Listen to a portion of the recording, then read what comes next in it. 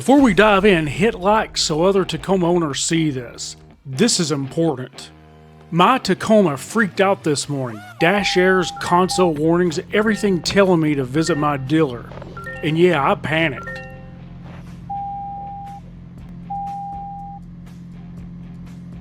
And the real cause? Oh, you're not going to believe this. This was right after I took my Trailhunter in for the free oil change, code day quick service. But then my dash lights up like a Christmas tree. Errors, warnings, everything screaming at me to visit the dealer. So I grabbed my Launch OBD2 scanner, super simple, plug it in, scan the codes, done. My scanner code comes back with a MAF airflow code, mass airflow sensor. Not what you want to see on a cold morning.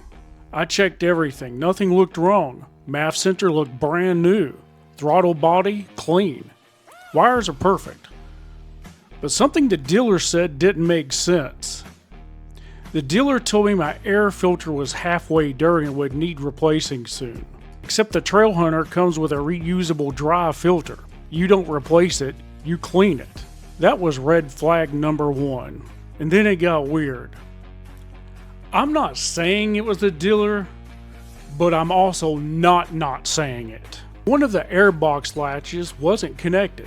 It wasn't closed properly. Code dense air plus loose airbox is equal to bad trouble code readings. That's all it took. I snapped it back shut, cleared the code, and I've been driving for a week with zero issues. Did someone bump this by accident at the dealer? Bad luck? I do know that this tiny latch caused a dealership level warning. So if you get a trouble code like this, check this first. Could save you a trip to the dealer. What do you think's going on here?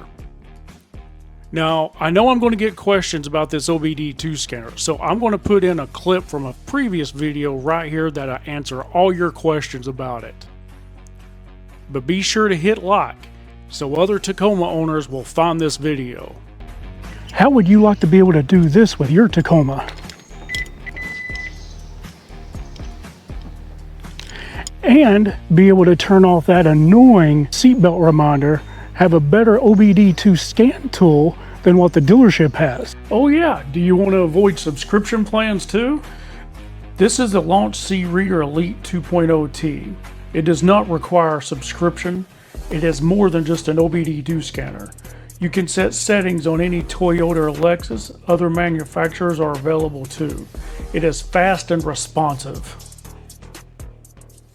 First time you use this, you definitely want to apply all the updates. From what I can tell, it looks like it's an Android operating system. So essentially, we plug in, and it looks like a standard serial port, the back of a computer, and then you've got a charging USB-C port over here on the back. But essentially, you plug this in, tighten it up, and take the end off. Plug it into the OBD2 port, and then there's a power button right here. Turn it on. There is an alternative to this, and it's Carista. And what Carista does, you can do the same thing with the settings. The only problem with Carista is that it requires a subscription, and with this it does not require a subscription, and it's a whole lot better than what the TechStream OBD2 scanners that the dealership has.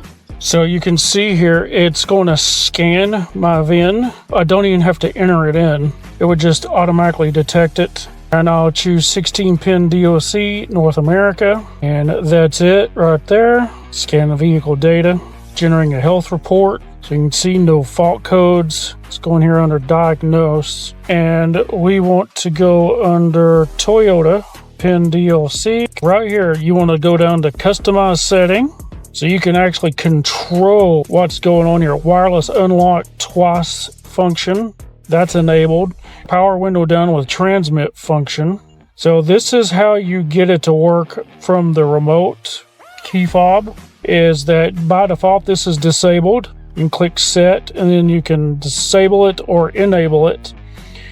And what you do is you push the unlock button for 2.5 seconds and it will roll down all your windows. Driver seatbelt warning buzzer function. I have it turned off.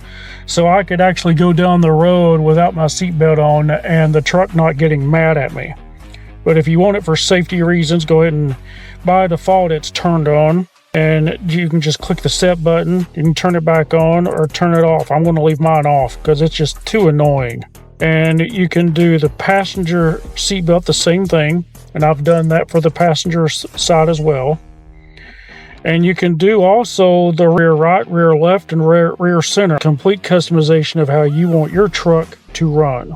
But not only that, and it can give you actual live diagnostics as well. Oh, and interesting. So if you've got it plugged in via the OBD2 through the serial, it will start charging the battery for the scanner as well. If you don't have one, I would get one just to set the settings of how you want your truck to run. Completely mod it out. If you like that video, be sure to hit the subscribe, like, share, and comment down below. We'll see you next time. Smoky Mountain Taco, out.